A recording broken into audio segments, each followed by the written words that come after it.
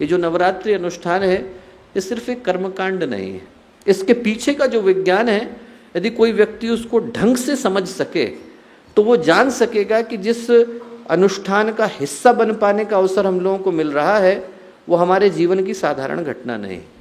और यदि उस विज्ञान को समझना हो, यदि ये जानने की आवश्यकता हो कि आखिर इस नवरात्रि अनुष्ठान में हमारी आँखों के सामने जो घट रहा है और आँखों के पीछे जो घट रहा है, इस स्थूल जगत में जो घट रहा है और जो सूक्ष्म जगत में घट रहा है, जो दृश्य जगत में घट रहा है और जो अदृश्य जगत में घट रहा है, वो घटनाक्रम क्या है, उसको यदि हम लोग समझ सकें तो इस क्षण का मूल्य थोड़ा और बढ़ जाता है।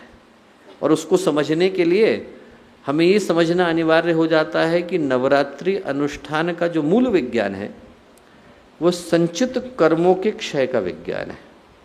और इसको समझने के लिए थोड़ा व्यक्ति को धीरे धीरे समझने की आवश्यकता है।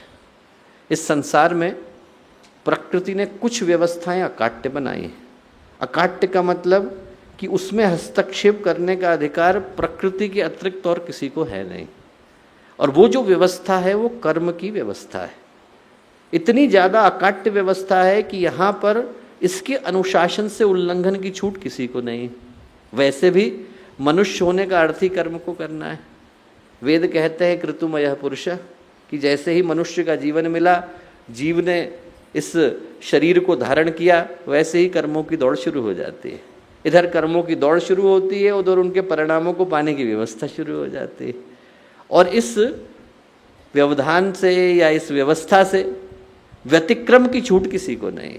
जहाँ तक प्रकृति है और प्रकृति के गुणों की पहुँच है, वहाँ तक जो भी प्राणी हैं, जो दिखाई पड़ते हैं, नहीं दिखाई पड़ते हैं, चाहे हम उनको देवता कह करके पुकारते हो, चाहे भगवान कह करके पुकारते हो, इस संसार में ऐसा कोई नहीं जिसको कि इस अनुशासन से छूट मिल जाती हो। करना हर एक को पड़ता है। और ये जो कर्म की व्यवस्था है वही जीवन में पुरस्कार लेकर के आती है, वही दंड लेकर के आती है। प्रकृति हस्तक्षेप इसमें करती नहीं। वही रावण जब तपस्या करने के लिए बैठता है तो प्रकृति उसके लिए पुरस्कार के साधन जुटाती है। वही रावण जब अनीति के मार्ग पर चलता है तो प्रकृति उसको मारने के लिए दंड की व्यवस्था बिठाती है। यहाँ पर व्यक्ति को जो मिलता है वो इस आधार पर मिलता है कि आप अपने कर्मों को कितना शुद्ध कर पा रहे हैं। वही त्रिपुर साधना करने के लिए बैठता है तो भगवान शिव आकर के उसे आशीर्वाद देते हैं। और वही त्रिपुर जब गलत मार्ग पर चलता है तो उसको मारने के लिए स्वयं भगवान शिव अवतरण लेते हैं और मार करके जाते हैं। वही मूर्ख जब साधना करने के लिए बैठता है तो भगवान विष्णु आकर के आशीर्वाद देते हैं। और वही मूर्ख जब गलत मार्ग पर चलता है तो उसको मारने के लिए भगवान आते हैं और मुरारी कहलाते हैं। यहाँ पर ये जो व्यवस्था है वो अकाट्य है और इससे छूट की, इससे कंसेशन की किसी को एक अधिकार की सीमा दी नहीं गई है। उन भगवानों को भी जिनको हम पुकारते हैं उनको भी कर्म की इस व्यवस्था से गुजरना पड़ता है।